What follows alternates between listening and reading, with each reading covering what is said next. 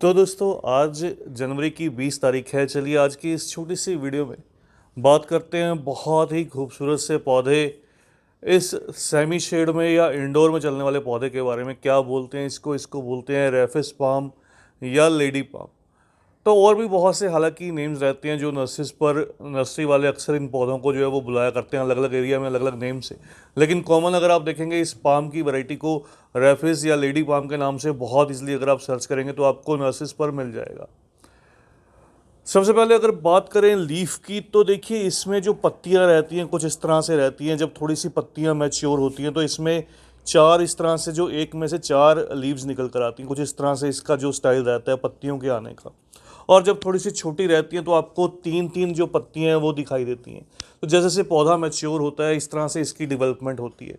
बात करूं गमले के साइज़ की तो मैंने इसको यहाँ पर केवल एक 10 इंच के मिट्टी के गमले में ग्रो किया है। एक चीज़ मैं वीडियो को आगे बढ़ाने से पहले आपके साथ शेयर करना चाहूँगा। यहाँ पर अगर आप देखिएगा आपके साथ भी बहुत बार होता होगा, आपके जब मिट्टी के गमले रहते हैं तो यहाँ पर इस तरह से सफ़ेद कलर में आपको दिखाई देता है, कुछ कुछ बहुत जगह पर दिखाई देता है। इसका क्या रीज़न रहता है? ये जो प्रॉब्लम आती है दोस्तों, ये वाटर जब हार्ड रहता है, जब पानी जब हार्ड रहता है उसमें कह लीजिए केमिकल की या फिर नमक की जो मात्रा है वो ज़्यादा रहती है। उस कारण से गमले के बाहर की साइड में इस तरह से जो आपको निशान है वो दिखाई देते हैं। क्योंकि क्या होता है कि इन मिट्टी गमलों में बारीक बारीक से जो छिद्र रहते हैं, कण रहते हैं बारीक से, जिसमें से होल्स में से ये जो पानी है ये मॉइस्चर है ये बाहर निकल जाता है। इसलिए मैं बहुत बार आपको कहता हूँ कि मिट्टी के जो गमले रहते हैं वो बहुत बढ़िया रहते हैं गार्डनिंग के लिए। क्योंकि इनमें पौधों के मरने का या गलने का या सही से ना चलने का जो चांस है वो बहुत कम रहता है। तो जब भी एक्स्ट्रा मॉइस्चर होता है इन होल्स में से जो पानी है वो बाहर निकल आता है। वैसे भी मिट्टी जो है वो मॉइस्चर को एब्जॉर्ब कर लेती है। तो धीरे धीरे उस पानी का जो निशान है, जब भी अंदर जो हार्ड वाटर रहता है उसका जो साइन है वो बाहर की तरफ दिखाई देता है। इससे आपको पता चलता है कि आपका जो पानी है वो अल्कालाइन बेस्ड है। आपका जो पौधा है उसको भी धीरे धीरे जो वो मिट्टी है उसको भी पानी जो है वो अल्कालाइन कर देगा। लेकिन अगर बात करूं ऐसे मोस्टली जो भी पौधे रहते हैं इनको न्यूट्रल से जो थोड़ी सी एसिडिक सॉइल है वो पसंद रहती है।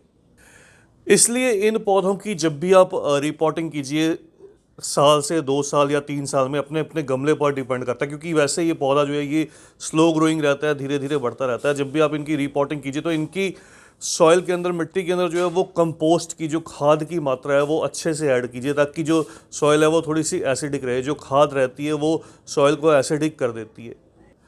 बात करूं इनको प्लेसमेंट की तो अगर आप इंडोर पौधों के शौकीन हैं तो ये आपका पौधा इंडोर के लिए भी परफेक्ट है। अगर आपके अंदर घर के ब्राइट लाइट रहती है तो आप इसको अंदर की साइड में जो है वो प्लेस कीजिए, तो ये पौधा बहुत अच्छे से चलता है। और अगर आप थोड़ा सा सेमी शेड गार्डन मेंटेन करते हैं तो सेमी शेड के लिए भी ये परफेक्ट वैरायटी है। बहुत हार्डी प्लांट है। पाम की वैसे भी जितनी वैरायटीज़ रहती हैं बहुत हार्डी रहती हैं, जल्दी जल्दी ये पौधे जो हैं वो ख़राब नहीं होते। कभी कभार इन पौधों में प्रॉब्लम आती है, टिप्स येलो रहती हैं, टिप्स ब्राउन रहती हैं, या कोई कोई जो लीफ है वो येलो रहने लगती है। उसका बड़ा रीज़न रहता है अगर आप पौधे में ज़्यादा पानी देंगे। इस पौधे को जो एक चीज़ चाहिए होती है वो आती है कि पानी तभी दिया जाता है जब इसकी मिट्टी ऊपर से 2 या 3 इंच आपको थोड़ी सी सूखी हुई दिखाई दे। बहुत ज़्यादा ओवर वाटरिंग करने से इसकी पत्तियाँ जो हैं वो पीली पड़ने लगती हैं। लेकिन जो अच्छी बात है कि ये एवरग्रीन प्लांट है, साल भर हरा भरा रहता है। सर्दी से गर्मी, गर्मी से सर्दी, इस पौधे पर कोई ज़्यादा डिफरेंस नहीं आता। बात की जाए अगर इनकी प्रोपगेशन की तो प्रोपगेशन बहुत आसान रहती है। जब भी आपका गमला पूरी तरह से भर जाता है, पूरी तरह से रूट बाउंड होने लगे, देखिए धीरे धीरे अब ये गमला जो है वो मेरा रूट बाउंड होने लगा है। इसको मैं जल्द ही आने वाले फरवरी मार्च के मौसम में जो है वो रिपोर्ट करूँगा। तो आप इसको मल्टीप्लाई कर सकते हैं, इसके एक पौधे में से कई जो पौधे नीचे से डिवाइड कर सकते हैं। तो उस तरह से, और दूसरा इसकी कटिंग जो है वो अगर आप पानी में लगाएंगे तो बहुत चांस रहता है, अगर आप इसकी इस तरह से जो मोटी कटिंग है वो पानी में लगा दीजिए तो इसमें भी जो रूटिंग है वो स्टार्ट हो जाती है। तो आप इसको पानी में भी जो है वो प्रोपोगेट कर सकते हैं। और लास्ट में अगर बात करूं खाद या फर्टिलाइज़र की तो इन पौधों को कोई बहुत ज़्यादा रूटीन में खाद या फर्टिलाइज़र नहीं चाहिए होता। केवल जो वेल ड्रेन्ड सॉइल आप यूज़ कीजिएगा। उसके बाद इस पौधे में 6 से 8 महीने में एक बार आप वर्मी कंपोस्ट या काउडंग जो भी आपके पास अवेलेबल है केवल वो फीड कीजिए। कभी कभार सीवीड भी आप दे सकते हैं। सीवीड से इनकी जो पत्तियों की ग्रोथ है वो हरी भरी रहती है, थोड़ी अच्छे से जो ग्रोथ है वो निकल कर आती है। इसके अलावा ये पौधे बहुत सख्त जान रहते हैं, बहुत ईजिली सर्वाइव करते हैं। कोई भी ऐसी स्पेशल जो केयर या मेंटेनेंस है इन पौधों को नहीं चाहिए होती। तो बस दोस्तों ये थी इस पौधे के रख रखाव के बारे में जानकारी। अगर आप इसको पूरी धूप में जो है वो प्लेस करेंगे तो कुछ केसेस में ज़्यादा जहाँ पर गर्मी पड़ती है वहाँ पर कुछ केसेस में इन पौधों में जो प्रॉब्लम आती है, इनकी जो कह लीजिए कि पत्तियाँ हैं वो जलने लगती हैं या सड़ने लगती हैं।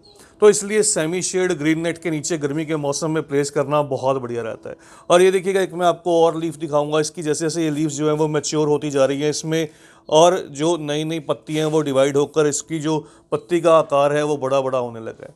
तो बस दोस्तों आज की इस वीडियो में इतना ही। जल्द ही मिलते हैं किसी और नए टॉपिक के साथ, किसी और नई वीडियो के साथ।